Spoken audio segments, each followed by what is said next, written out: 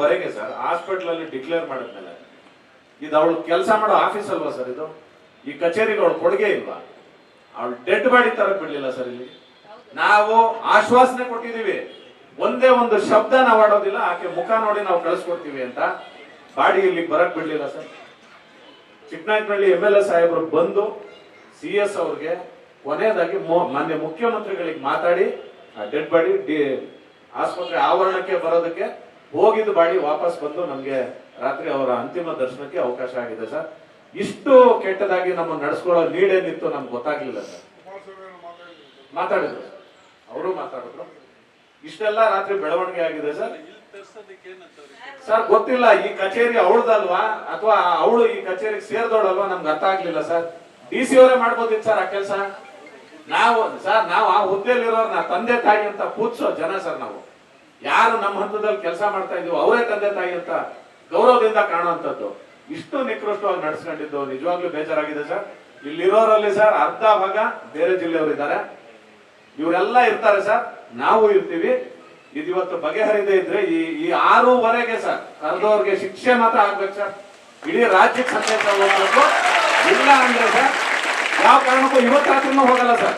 ಇವತ್ತು ರಾತ್ರಿನೂ ಹೋಗಲ್ಲ, ಇದೇ ಜಾಗದಲ್ಲಿ ಮುಂದುವರಿಸ್ತೀವಿ. 6:15 SIR ಯಾರು ಕರೆದ್ರು ಅವ್ರು ಅಮಾನತ್ ಆಗ್ತದೆ. ಏನೂ ಇಲ್ಲ ಸರ್. 6:15 ಕರಿಬೇಕು ಅಂತ ಯಾರ ನಿರ್ದೇಶನನೂ ಇಲ್ಲ. ಕೇಂದ್ರ ಚುನಾವಣಾ ಆಯೋಗದ್ದು ಇಲ್ಲ, ರಾಜ್ಯ ಚುನಾವಣಾ ಆಯೋಗದ್ದು ಇಲ್ಲ. ಚುನಾವಣಾ ಆಯೋಗದ ನಿರ್ದೇಶನದಲ್ಲಿ ನಡೀತಾ ಇರ್ತಕ್ಕಂಥ SIR ಸರ್. ರಾತ್ರಿ DC ಮೇಡಮ್ ಬಂದಾಗ ಅವ್ರನ್ನೂ ನಾನೇ ಪ್ರಶ್ನೆ ಮಾಡಿದ್ದೀನಿ, ತಾವೇನಾದ್ರೂ 6:15 ಕರೆದಿದ್ರ ಅಂತ. ಇಲ್ಲ ಅಂತ ಹೇಳಿದಾರೆ ಸರ್. ಅವ್ರು ಇಲ್ಲ ಅನ್ನೋದಾದ್ರೆ ಅವ್ರ ಕೆಳಗಿನ ಅಧಿಕಾರಿಗಳು ಯಾರು ಮಾಡಿದ್ದಾರೆ ಅವ್ರ ಅಮಾನತ್ ಆಗ್ಬೇಕು ಸರ್.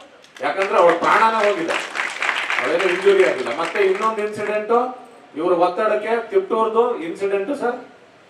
ಯಶಸ್ವಿನಿ ಅಂತ ಹುಡುಗಿ ಕಾಲು ಕೈ ಎರಡೂ ಮುರ್ಕೊಂಡಿದ್ದಾರೆ. ಇಷ್ಟೊತ್ತು ಇದ್ಲು, ಆಸ್ಪತ್ರೆಗೆ ಕಳ್ಸಿದೀವಿ, ಈಗ ಆಸ್ಪತ್ರೆಗೆ ಕಳ್ಸಿದೀವಿ. ಅದು ಕೂಡ ಒಂದು ಇನ್ಸಿಡೆಂಟ್ ಆಗಿದೆ. ಹಾಗಾಗಿ ಸಾಹೇಬರಿಗೆಲ್ಲ ಗೊತ್ತಿದೆ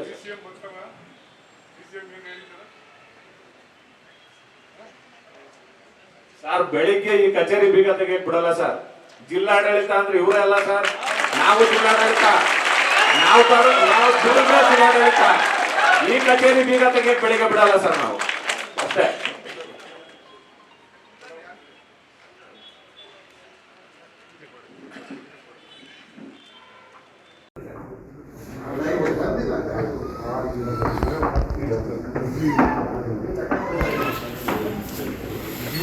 ಸಂತೋಷ್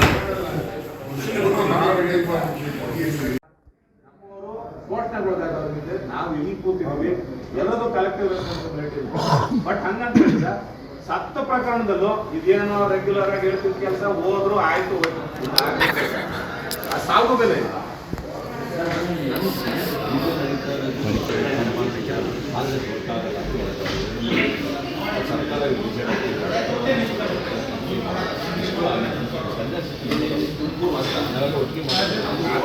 ನಾಳೆ ಏನ್ ಮಾಡಿದ್ರೆ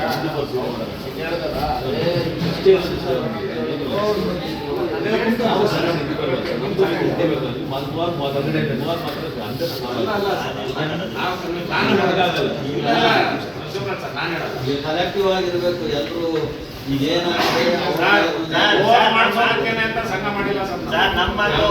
ನಮ್ಮ ಮಾತು ಒಂದೇ ಸರ್. ಎಲ್ಲ ತಹಶೀಲ್ದಾರ್ಗಳು ಎಲ್ಲರ ಹತ್ರನೂ ತಗೊಂಡಿದ್ದಾರೆ.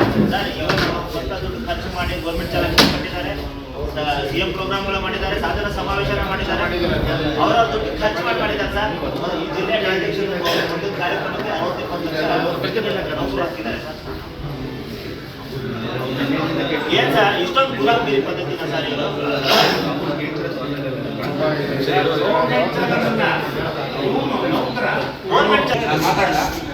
ನಾವು ಡೆಕೋರಂ ಕಳೆದು ಮಾತಾಡ್ತಾ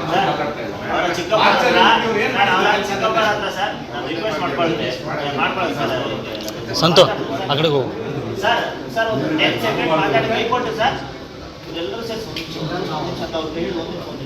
ಒಳಗೆ ಕರ್ಕೊಂಡೋಗಿ ಸರ್. ಇನ್ಸ್ಪೆಕ್ಟರ್ ಯಾರು ಕೊಟ್ರಪ್ಪ ಸರ್ ಏನಿದ್ರು ಸರ್, ಅವ್ರು ಸಹೋದರಿ ಸತ್ತೋಗಿದ್ದಾರೆ. ನಾವು ಲೈನ್ ಮಾಡಿಸ್ತೀವಿ, ನಾನು ಜವಾಬ್ದಾರಿ ತಗೊಂಡಿದ್ದೀನಿ. ಲೈನ್ ಮಾಡಿಸಿ ಮಾಡಿ ಕಳಿಸಿ ಅಂತ ಹೇಳಿ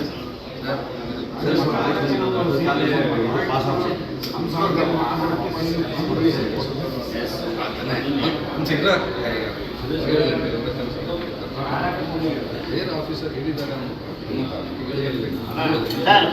ಸರ್ MLA ಕರೆಕ್ಟ್ ಹೋಯ್ತು. ನಾನು ಇವ್ರ ಹತ್ರ ಮಾತಾಡ್ತಾ ಇದ್ದೀನಿ ಲೈಫ್ ಫೋಕಸ್ ಅಲ್ಲಿ. ಸರ್ ಯಾವ ಮಾಯದಲ್ಲಿ ಆಂಬ್ಯುಲೆನ್ಸ್ ಹೋಗಿದೆ, ಮೇಡಮು ಜಂಪ್ ಆಗಿದೆ ಹೆಂಗ್ ಬಂದ್ರು ಗೊತ್ತಿಲ್ಲ ಸರ್. ಇವ್ರು ಮುಂದೆ ಹೋಗಿದ್ದಾರೆ ಅಂತೇಳಿ MLA ಅವರು ಗಾಡಿ ಇಲ್ಲಿ ಇತ್ತಲ್ಲ ಎದುರುಗಡೆ ಹಾರಾಗ್ಲಿಕ್ಕೆ ನಾನು ಅಂತೇಳಿ ಮುಂದೆ ಹೋದ್ವಿ, ಟರ್ನರ್ಗೆ ಹೋದ್ವಿ, ಇಲ್ಲ ಅಭ್ಯಾಸ ಹೋಗಿ ಮಾಡಿ ದಪ್ಪನ್ನೆಲ್ಲ ಮುಗಿಸಿ ಬಂದ್ಬಿಟ್ಟು ಇವತ್ತು ಮಾಡ್ತಾ ಇದೀವಿ ಕೆಲಸ ಶಬ್ದ ಬೇರೆ ಇಲ್ಲ ಸರ್. ನಾನು ಮಾತಾಡಬಾರ್ದು ಮಾತಾಡೋದು ಇವಾಗೆಲ್ಲ ಹೌದು ಸರ್, ಇನ್ನೊಂದು ಎರಡು ಮಾಡ್ಬೇಕಲ್ಲ. ಈಗ ನಂಗೆ ಇಷ್ಟ ಆಗೈತೆ.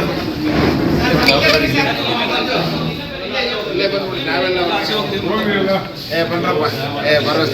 ವಿಡಿಯೋ ಹೋಯ್ತಲ್ಲ, ವಿಡಿಯೋ